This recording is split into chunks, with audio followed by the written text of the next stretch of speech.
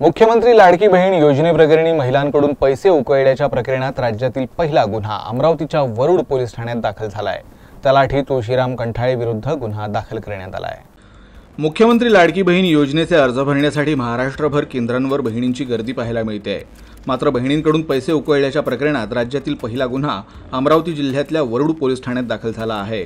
महिलांकडून पैसे उकळणाऱ्या तलाठ्याविरुद्ध वरुड पोलीस ठाण्यात गुन्हा दाखल करण्यात आला आहे। मंडळ अधिकारी संजय मिरासे यांच्या फिर्यादीवरून वरुड पोलिसांनी गुन्हा दाखल केला आहे। मुख्यमंत्री लाडकी बहीण योजनेकरता 50 रुपये मागितल्याचा व्हिडिओ व्हायरल झाला होता। त्यानंतर जिल्हाधिकारी सौरभ कटियार यांनी तलाठी तुळशीराम कंठाळे याला निलंबित केलं होतं। आता त्याच्यावर गुन्हा दाखल करण्यात आला आहे।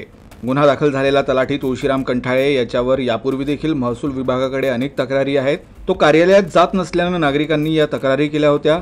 तलाठी कंठाळे याला यापूर्वीही 3दा निलंबित केल्याची माहिती मिळाली आहे।